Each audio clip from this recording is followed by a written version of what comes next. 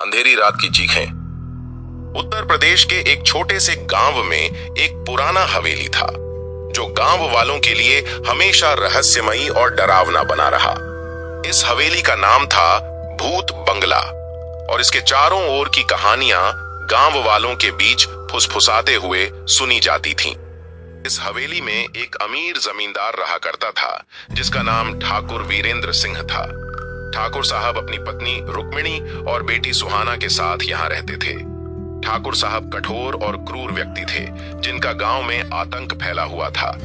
एक दिन ठाकुर साहब की हत्या हो गई और उसके बाद उनकी पत्नी और बेटी का भी कोई अता पता नहीं चला। आज सालों बाद अनिकेत नाम का एक युवक जो एक पत्रकार था ने इस हवेली के बारे में सुना और इसे अपने अगले लेख का विषय बनाने का फैसला किया। वह गांव पहुंचा और गांव वालों से हवेली के बारे में जानकारियां इकट्ठी करने लगा, लेकिन हर किसी ने उसे इस हवेली के पास जाने से मना किया। अनिकेत ने इन चेतावनियों को नजरअंदाज किया और रात में हवेली की ओर चल पड़ा। पहली रात हवेली में पहुंचकर अनिकेत ने देखा कि यह जीर्ण शीर्ण अवस्था में था, लेकिन उसकी भव्यता अब भी झलक रही थी। उसने अपनी टॉर्च जलाकर अंदर प्रवेश किया।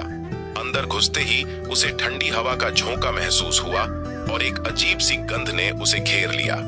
उसने सोचा कि यह पुरानी हवेली की ही गंध होगी और आगे बढ़ गया। अजीब घटनाएं। जैसे ही अनिकेत ने हवेली के अंदर कदम रखा, उसे फुसफुसाहटें सुनाई देने लगीं।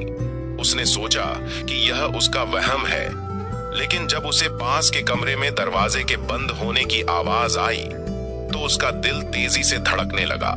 उसने हिम्मत जुटाई और उस कमरे की ओर बढ़ा। पहुंचते ही उसने देखा कि एक पुराना दर्पण था जिसमें उसने अपनी परछाई देखी। अचानक परछाई में उसके पीछे एक महिला की आकृति दिखाई दी। अनिकेत ने मुड़कर देखा, लेकिन वहां कोई नहीं था। उसने खुद को समझाया कि यह उसकी कल्पना मात्र है और वह अपने काम में जुट गया। अगली रात अनिकेत ने हवेली में रात बिताने का फैसला किया ताकि वह और जानकारियां जुटा सके। उसने अपने कैमरे और रिकॉर्डिंग उपकरण सेट किए और सोने की तैयारी करने लगा।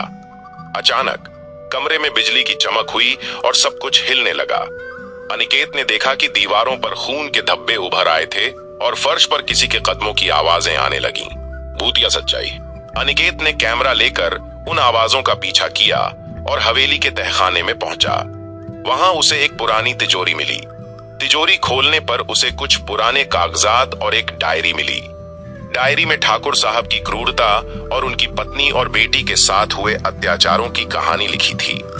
डायरी में लिखा था कि ठाकुर साहब ने अपनी पत्नी और बेटी को जिंदा दीवार में चिनवा दिया था और उसी दिन उनकी आत्माओं ने हवेली में भूतिया माहौल बना दिया था। अंतिम संघर्ष। जैसे ही अनिकेत ने डायरी पढ़ी, उसे महसूस हुआ कि उसे यहां से तुरंत निकलना चाहिए, लेकिन जब वह बाहर जाने की कोशिश कर रहा था तो दरवाजे अपने आप बंद हो गए। उसे चारों ओर से आवाजें घेरने लगीं। अचानक उसने देखा कि हवेली की आत्माएं उसके सामने खड़ी है। उनकी आंखों में जलता हुआ क्रोध और दुख था। अनिकेत ने डर के मारे जोर से चिल्लाया और बेहोश हो गया। अगली सुबह गांव वालों ने उसे हवेली के बाहर बेहोश पाया। जब उसने होश संभाला तो उसने गांव वालों को पूरी कहानी सुनाई। गांव वालों ने हवेली को हमेशा के लिए बंद कर दिया और वहां जाने की हिम्मत किसी ने नहीं की।